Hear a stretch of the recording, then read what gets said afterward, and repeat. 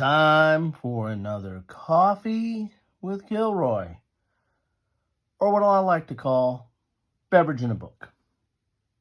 My beverage, well, I'm kind of repeating myself here. Coffee. What a way to start out your morning. And if you're watching this in the morning, I hope you share a cup of coffee with me too, or tea, or whatever you like to start the day with. If you're watching it later in the day, hope you're having something you like. The book, well, I'm back to Soldiershop Publishing's series of Paper Battles and Dioramas. This is Paper Battles and Dioramas 002, under the title Play the Burgundian War, 1474 to 1477. These are kind of miniature type books, meaning that they provide you with paper miniatures that you need to copy and print out and cut out and either mount on some paper or print them out on a little bit heavy paper, but they're pop-up miniatures that you can use on any surface like you would do with any miniatures. I've already covered a few games in this book. I covered a few that were print and play or PDFs that I got from that Soldiershop was kind enough to send me, and then I've purchased these ones. I started off with Play the Arab Conquest Wars 633, and I'll put a link to that in the description. And I also covered Play the Italian Wars of Independence, which again I bought this myself and have it in the description. And I went out and got this one as well. Play the Burgundian War, 1474 to 1477. Let's see what's in this book. Let's take a look at the back here. As you see from the back, you're going to tell right away that these are mostly paper miniatures. So this is mostly graphic. So you're going to have this group of miniatures here, which, that's very colorful, that you'll need to make a copy of, because you can't just necessarily cut them out of this book, because there's sometimes there's miniatures on the back, or there are there's text on the back. So you have to make a copy of these, and then on a little bit thicker paper, and then you can cut them out and fold them, and then use them as miniatures. Also, if you get the PDF version, then you can don't have to make copies. You can just print them out at your will. So let's look inside the book here. Another sip of coffee. And see what we get inside the book. Now, this is produced by an Italian publisher. So these are in English and Italian. So one half of the page will be in English and the other half will be in Italian. Imagine that. Now, I'm not a big miniatures player, but this looked interesting to me, learning a little bit about this period. There's a basic rule set for miniatures in these books. If you have other miniature rule sets that cover this time period, I would imagine your rule sets are probably going to be a little bit more detailed, a little bit more robust. These are relatively basic set that go with each of their games. These are really meant to provide you with the miniatures. Another use of these books as well, there's some text in here, there's some context, so there's some historical background to it. There's also, in some of these books, there are scenarios or battle setups, so they'll give you the context of the battle, so you can use that as a resource for the battle, either for the history or to recreate it with your own miniatures. Another thing that I think these books can be used for, which again, I'm not a miniatures person, and I don't really paint, but these can be used as a color palette, right? These show some of the units and what their colors and uniforms and how they were represented in the period. So you could use this if you wanted to, if you had your own set of miniatures and wanted to understand better the difference in the coat of arms and the colors of the uniforms and banners and the like. You can probably get that from these books. Turning in here, there's a little background on the company. Here is the context of, or the preface for this book on the Burgundian Wars. As you can see here, you have an English and an Italian. So if you're trying to brush it up on your Italian, you can use this as a check and have fun with that. And it says right here, have fun. And if I could speak Italian, then I could tell you, I could probably try that, but I butcher everything. There's always a section here of how to assemble these. So this tells you how to assemble the miniatures, again, in English and in Italian, and talks about what you'll need to do and how, making the models and cutting out and all that good stuff. So this is kind of a do-it-yourself kit when you get these books. These are paper miniatures and not, the metal or plastic miniatures. This goes in a little bit about making, terrain and dioramas and the like here. Then you go into the history of this. This is the terrible Swiss Burgundian Wars, 1474 to 1477, and you've got a little bit of historical context here, again, in English and in Italian. And then this is going to go into the rules right here. Here's the rules for this war game. And so the rules are relatively simple.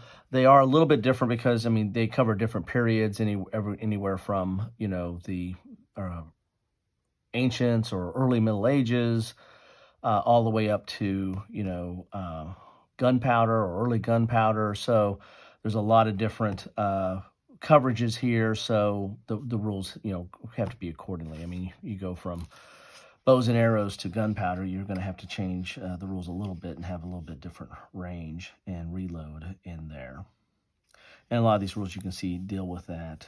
Preliminary bombardment, movement, shooting, some of the rules kind of go to that. And again, everything's in English and in Italian. Then you get into the war game charts. And again, that's in English and Italian. The top part here is in English, your movement, your shooting range overview, your melee overview, and then you've got the Italian equivalent down here. Then you're into the miniatures proper, right? And so get a chance to see some of these here. So as I said, the graphics are really nice. And as I said, if you print these out and have a good printer, you can put these on decent paper and fold these. You can see they're kind of folded over, and you can make your miniatures. And there's also, I think, some templates for stands in here as well, or some bottoms for some of these as well. But you've got a lot of the different forces here. It's pretty, I kind of like them. I kind of like them. Cool. And as I said, if you want to paint your own miniatures, then, these might be able to, can tell your different colors or the different kind of paint you would use, or how to paint some of those miniatures just by these different paper miniatures, the way they show off the color. And you can see that there's front and back, so you just can't, cut these out because you'll be butchering the other one. Plus, you're going to want to make copies because you might want to have several of this, of a certain unit. Like if there's a basic infantry formation, then you might want to make multiple copies of those if you want to build a bigger battle or represent a bigger battle. And so making copies of these is probably the best way to go. And if you get the PDF version, then of course you can, print out at will or leisure and make whatever units you want to make on that. So you can see there's quite a bit of difference here and variety. Then you're going to get in some background here. This is going to talk about the Burgundian army here. Again, English and Italian again. I'm sounding redundant. I guess I need a drink, turn it into a drinking game and have a drink of coffee every time I do that. Then you get into the Swiss army here, and I'm not going to say it, but I'm going to drink anyway. And more into the miniatures and the different miniatures in here. Then you get in some of the, artillery pieces, some terrain. Here's a stone wall. Here's like a wagon. So you're getting into all kinds of different support units and vehicles, and some horses here, pulling some kind of small arms. And here's the camp tents. So you can actually, you can make the tents here. That's kind of cool. Here's a side view of some tents. There's a boat.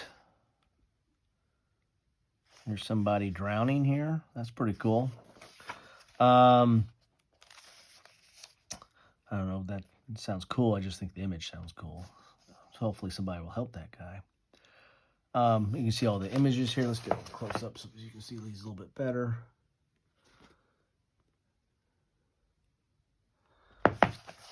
So this is basically a book of paper miniatures, right? It's like, reminds me of those old dolls that used to come where you had to cut them out, and then you cut out the clothes and, kind of clip the clothes on top of them. I don't know what I'm talking about. Somebody put something in my coffee. Paper dolls, I think is what those were called.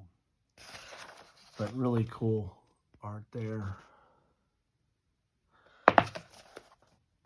And there's just, that's what these books are mainly about. And you get some more, support type stuff. And this is artillery meadow fences here. It's kind of cool. And then you're getting some buildings and, the roof. Some trees. This looks pretty wild. What's that? What's that right there? That is a procession of princes, dukes, heralds, and master of ceremonies. Well, we don't need any place for that on the battlefield. This is the Burgundian marriage extra diorama. So you got some more of those there. Oh, we got a castle. That's kind of cool.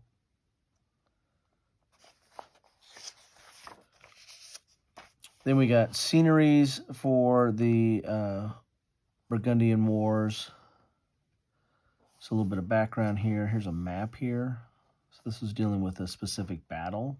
I always like the stuff that when they go into some specific, did I say that right? Type of battles. This is kind of cool. So you got a little bit of background here. Here's the Battle of Grandson. Here's the Battle of Moray or Merton. Merton.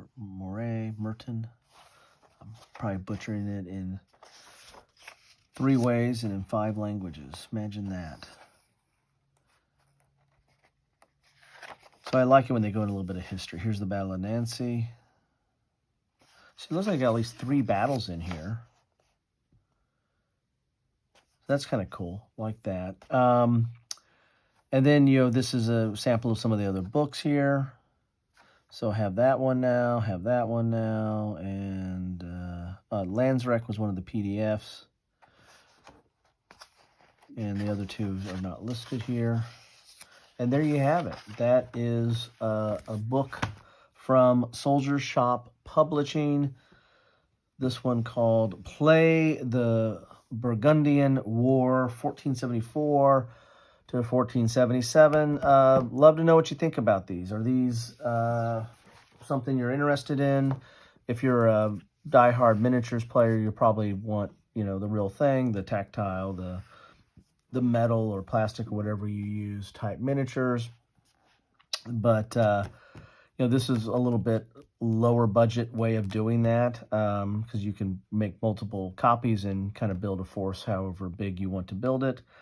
So that these are kind of serve as an alternative to that. But these take a little, miniatures take a lot of paint. These take a little bit of do-it-yourself with the copying or printing out and the cutting and the, kind of folding and putting together or putting on a base. So there's a little bit of work and effort in here. I would probably dare say not as much as, painting these mini miniatures. Clearly not as much, but what do I know?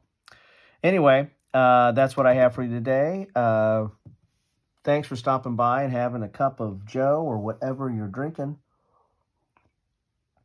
And spending some time with me. Love to know your thoughts on this or anything. If you're talking about miniatures in general, I as I said, I pick up miniatures books quite a bit or rule sets to just understand a period's a little bit better, and I tend to play, I tend to use some of the rule sets and without miniatures. I'll use counters, or I might use stuff what I have lying around. I might have other miniatures that is, anachronistic to the period, but I'll use them anyway just to kind of get a feel for a period or a rule set and understand the battle and the history a little bit more. I tend to, for war games, I tend to go into the hex and counter types fare more than I would go into the miniatures type stuff. But I've got a few of these. I also have some games that have miniatures that are on cards, so they're basically top down, and so it's a miniatures game on cards. And I've actually covered some games that are like Heroes of Normandy and Shadows of Normandy that really are kind of miniatures games on counters. For lack of these are the Shadows of Normandy or Heroes of Normandy, where Shadows came from, is really a miniatures game that evolved into a board game or a counter on a board or a grid board type game. But it still has a lot of the fare or the feel of miniatures, and I've covered that. So if you look at my miniatures section, you'll see all that stuff, anything that I've covered in talking about miniatures in general. But it's something that I would like to do more of, but again, I don't have the time or patience or skill to do the painting, so that's not something I've gotten into too much. But I still appreciate the rule sets and the feel of it. Plus, miniatures is arguably the origin of our current hobby. I mean, H.G. Wells with his miniature rules led to, kind of was a precursor to some of the board games we have today, or at least Charles Roberts having board games in the 50s, which has grown into our greater hobby today. There's a lot of stuff going on there. Anyway, thanks for stopping by. I'd love to know what your thoughts are on any of this stuff, and as always, enjoy your coffee or whatever you're drinking, and have a great rest of your day.